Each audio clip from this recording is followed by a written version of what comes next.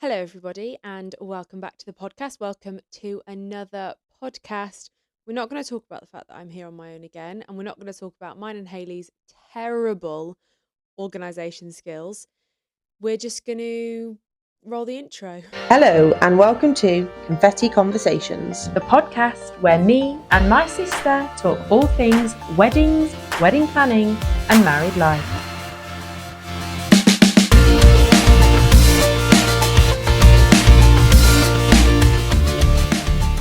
Okay, so yeah, I'm here again on my own, and we are just not organised, but I think I've got quite a fun podcast for you today.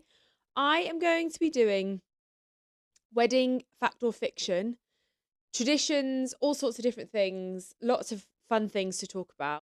Okay, let's get into it. I'm going to read you a statement and then I am going to tell you whether it was fact or fiction and, where it comes from, basically. So, here's number one. Bridesmaids originally dressed like the bride to confuse evil spirits. This is a fact. This dates back to ancient Roman wedding traditions. Matching outfits were thought to protect the bride from jealous spirits and possibly jealous exes. So essentially, the reason why bridesmaids are all, I guess before, maybe bridesmaids were in white dresses to match the bride or whatever colour the bride wore, but now all the bridesmaids are in the same dress, sort of supposedly to confuse evil spirits. So there we go. Next one. In medieval England, guests threw old shoes at the couple for fertility. That's a fact. Throwing shoes symbolised good luck and fertility. Thankfully, this evolved into tying them to the getaway car. Oh, okay. I didn't know that. So there you go. That's why you would tie shoes to the back of a car. Supposedly, it's a good luck and fertility symbol. Interesting. Right. Next one. The tradition of wedding rings started because, oh, here comes the dog. Sorry. Because ancient Egyptians believed the ring finger had a vein leading directly to the heart. That is a fact. And I've heard that before, actually. This was called the Vena Amoris, the vein of love. I've actually heard that before, that people say that finger has got a vein that leads directly to your heart. Sweet. Okay, next. In Scotland, brides are traditionally covered in syrup and feathers before the wedding. Fact. It's called blackening the bride, a messy pre-wedding prank said to prepare couples for hardship. That's a bit of a strange one, and I think I'd be pretty annoyed if somebody did that to me. So, yeah, I don't like the idea of that one, but there we go. Next one. White wedding dresses became popular because white symbolised purity in ancient times. This is fiction. White became fashionable after Queen Victoria wore it in 1840. Before that, brides wore whatever fancy colour they owned. That is so interesting because I believed that, and people used to say this all the time, that you would wear white because you were a virgin, and that's the reason why that's why they wore white dresses, like to sort of show purity. And obviously, I guess it's that was an outdated thing anyway, but it's not even true because it's actually to do with the fact that Queen Victoria wore a white dress and it then became fashionable after that. So that's very interesting. Okay, next one. In some cultures, couples must saw through a log together during the ceremony. That is a fact, apparently. A German tradition symbolising teamwork in marriage. I mean, I like the sentiment behind it, the fact that teamwork in marriage, but I'm not sure that I'm going to want to be sawing a log in the middle of my wedding ceremony. So, yeah, don't know that would work for me. Okay, the phrase honeymoon comes from newlyweds drinking honey wine for one full moon after marriage. And that is a fact. This old Norse tradition is where the word likely comes from. So apparently, they used to drink honey wine on a full moon, and that's where the tradition of a honeymoon came from. Interesting. In Victorian times, wedding cakes were made with mashed potato instead of icing. That's fiction. I was like, what? No, surely not. It sounds horrifying, but thankfully false. That is crazy, as if that's just a joke one, clearly, because, yeah, no, that is insane. Okay. June is a popular wedding month because of the Roman goddess Juno. And that is a fact. Juno was believed to bless marriage and childbirth. I don't know necessarily whether that's a fact anymore. I just think that June has really good weather, and like, to me, June and September are really good times to get married because you can't predict July and August. It'll either be wet or it'll be boiling hot. There's sort of no in between, I think, for July and August, whereas June you tend to get nice weather, and September you tend to get nice weather. But apparently it's because of the goddess Juno. I didn't know that. Some brides once carried garlic instead of flowers, and that's a fact. It was thought to ward off evil spirits and bad luck. The only thing that I would think about garlic is like vampires. You know how like vampires can't be near garlic? Do you know what I mean? That would be the only reason why I would think that you would have garlic. So is that true? But yeah, apparently it would ward off evil spirits and bad luck. Not so sure about that one. The first recorded wedding cake was actually a stack of bread rolls. Another wedding cake one for you. And that is a fact. Apparently, guests piled them high, and if the couple kissed over the stack without knocking it over, it meant prosperity. I feel like all these sort of wedding traditions, obviously everything comes from somewhere, but like you wouldn't think about it being a stack of bread rolls. I don't know. Seems a bit crazy to me. Okay, in ancient Rome, brides wore bright red instead of white, and that is a fact. Red symbolized love, fertility, and wealth. And that sort of goes back, goes along with the other one that we said about white not being fashionable until Queen Victoria wore white. So, back then there wasn't really a color, I guess, and like it said previously, that you would just wear the best dress that you have. You wouldn't necessarily care what color it was, and then Queen Victoria made the color white fashionable. Okay. Best men were originally chosen because they gave the best speeches, and this is fiction. Historically, the best man was often the strongest, sometimes literally helping acquire the bride. Okay. I mean, that's funny. The best man is the strongest man, apparently. So your strongest friend, because they help you physically get the bride. Crazy. Crazy. Right. Wedding veils were invented as sun protection, and that is definitely fiction. They were mainly believed to protect brides from the evil spirits. There's a lot about evil spirits here. I feel like wedding traditions were created on superstitions, much like a lot of things, I guess. But yeah, these wedding traditions all seem to sort of come from superstitions. So interesting. Right. In some places, people believed rain on your wedding day was lucky. Fact. Rain symbolized cleansing and fertility. And it rained all day on my wedding day, and everybody said to me, "Oh, it's meant to be good luck if it rains on your wedding day."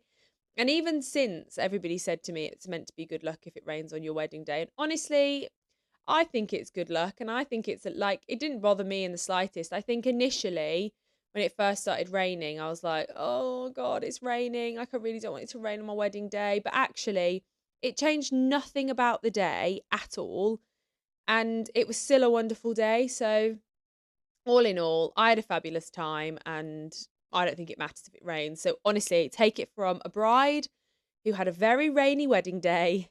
It will be absolutely fine, I promise. Okay, right. Brides originally carried bouquets to hide body odour, and that's a fact. Before modern deodorant and frequent bathing, flowers and herbs were often carried to mask unpleasant smells, especially during the warmer months. I mean, that makes sense to me. Like, if that sort of, you wouldn't necessarily wear like deodorant. Well, they didn't have deodorant, and there wasn't the facilities to bath as often or bathe or shower or whatever we have access to now. So that really makes sense to me that you would use, you want to smell nice on your wedding day, so having the flowers, I get it, makes sense. Okay, the phrase tying the knot comes from a real wedding ritual, and that's fact.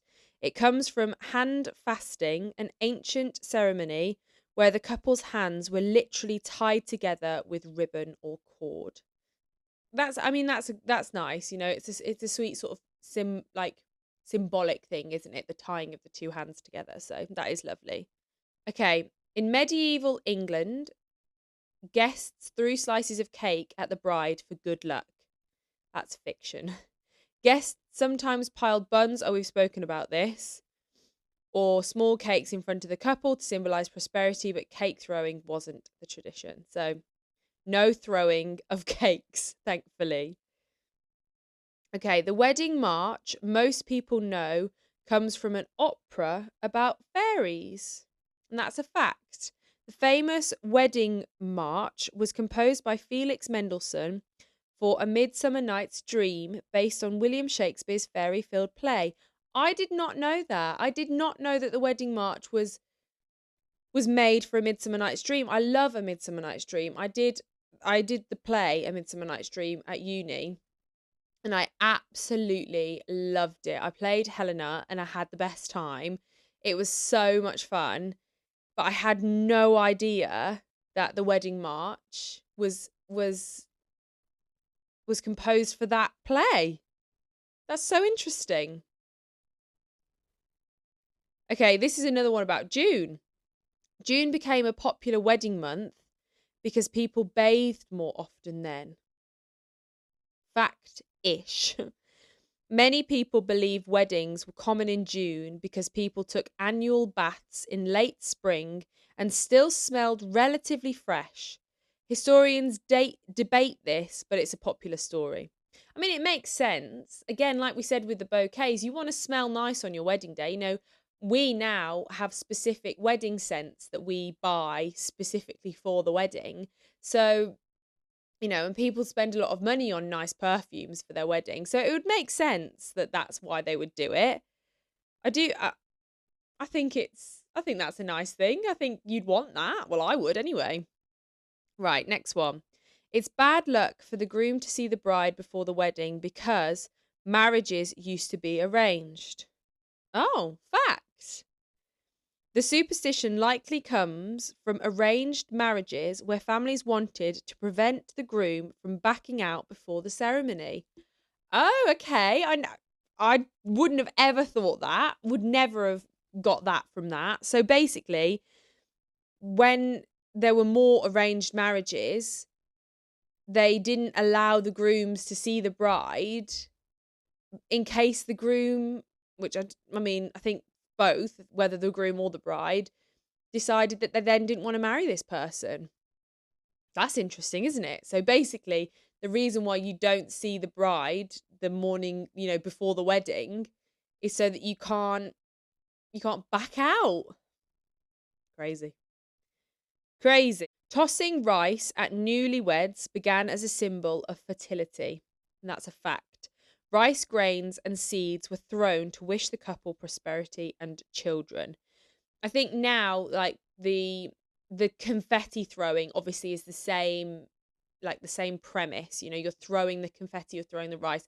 It's the same premise of like, you know, of that throwing. So I think the sentiment, I didn't know that, the, symbol of fertility and the prosperity of having children and things like that. I didn't know that before that, but it's interesting that that is what it's about. That it's yeah, that's why we do it. That's why we throw the confetti, but traditionally it was rice grains or seeds. Interesting. Okay. Wedding cakes used to be made entirely of cheese. Fiction. Though some modern couples choose cheesecakes, traditional wedding cakes evolved from the stacked breads and sweet baked goods, not giant cheese towers. So that's interesting that like it said, it comes from the bread, but now people are trying to reinvent the wedding cake, not just have a cake. People are trying to have something different, like cheese, for example, where they have the big wheels of cheese stacked on top of each other, which I love, but I don't really love cheese, so it wouldn't work for me. But I love the idea of it. And I also love this is still cake, but when people do the Colin the Caterpillars, I love it when they have like two big Colin the Caterpillars, like one's a bride, one's a groom, and then have lots of little Colin, and I don't know if there's a female version of Colin the Caterpillar, I'm sure there is, but where they have like lots of different, little ones around it to sort of symbolize the guests, and then you've got the bride and groom. I love the Colin the Caterpillar cakes. I love like inventing the wheel. I just think it's really funny. Like I just think doing something different with a cake. I had a really basic cake, I guess. I had a naked cake, and it was it was lovely because it's three different flavors. I think it was like salted caramel, red velvet, and lemon drizzle. I didn't have any of it, so I didn't taste it, but apparently it was very, very nice. Um, but I didn't want like a tradition. Like traditionally, you would freeze a layer for your child's christening or something like that. But I didn't really want. Like, I didn't really care for that tradition. I wasn't bothered by that at all. And I wanted cake that I wanted to eat, even though I didn't eat it. I didn't want just like any plain cake. And I really loved my cake, whereas Hayley hated the whole cake cutting process of it, thought it was a total waste of time and didn't enjoy it in the slightest. And she really would have done away with it, and she wouldn't have had a cake cutting. Like if she was to get married again, she said she wouldn't bother doing a cake cutting. So it's interesting, isn't it? Sort of different people's perspective on that tradition, where Hayley's completely like, I'm not interested, I didn't like it, I found it really weird cutting a cake in front of people. Whereas I just quite enjoyed it. I thought it was quite a sweet little, moment together with everybody, everyone gathered around. So it just depends on how you feel about it. But yeah, Hayley did not like it. Okay, next one. In ancient Rome, wedding guests broke bread over the bride's head. And that's a fact. This symbolized fertility and good fortune. Thankfully, cake cutting has replaced that. Yeah, I would not have liked people to be breaking cake over my head. Like, no, thank you. But what's really interesting about a lot of these fact or fictions is that these traditions mostly are coming from warding off evil spirits and fertility. Like it's a really funny, the fact that that's what was important, is that, making sure that people were fertile. And you can't guarantee those things, but it's just how they, traditions that they had, like fertility, and then warding off evil spirits, obviously not wanting you to have bad luck or anything like that. So it's funny that most of these traditions are sort of with that vein. Interesting. Okay, this is a different version of the best man. So the best man got his title because he was literally the groom's best sword fighter.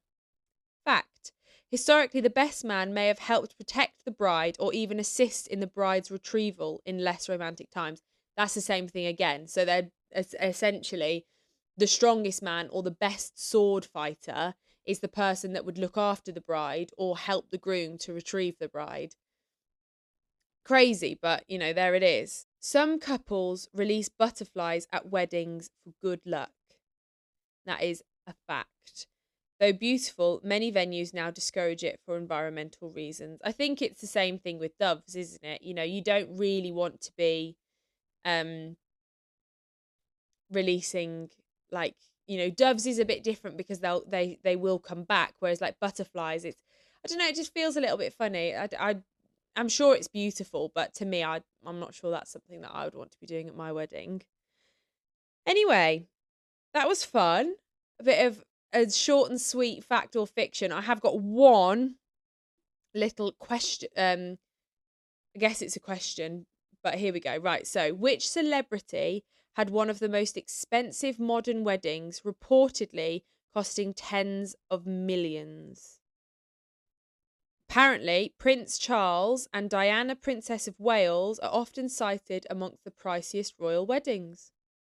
I don't know whether they're definitely the most expensive, because I'm sure there are some extremely expensive celebrity weddings out there, but I'm sure it was a very, very expensive version.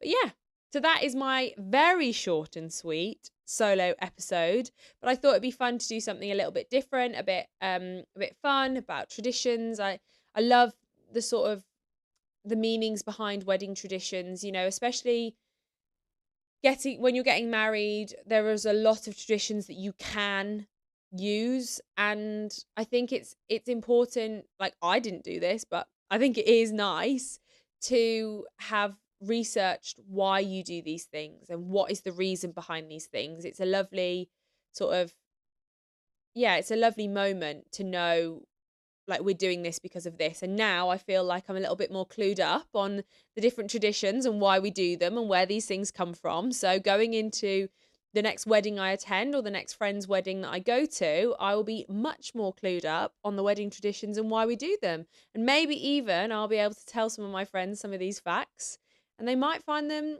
interesting, because I certainly did find them interesting, and I hope you did too. If you want to comment, please comment and let me know which was your favourite tradition. I would find it really interesting to know which ones you like. Please do like, comment, subscribe, follow, share, review, all of the above. We really appreciate it. We love making this podcast.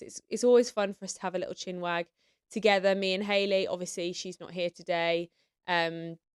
I might get my husband in and do a couple of podcasts with him. I know Ellis is desperate to get back on the podcast, so we'll definitely get him in again. And I hope you find it interesting, and I hope you enjoy it as much as we enjoy making it. But yeah, that's it. So for now, I'm Phillipa. This was Confetti Conversations, and we'll see you next time. Bye.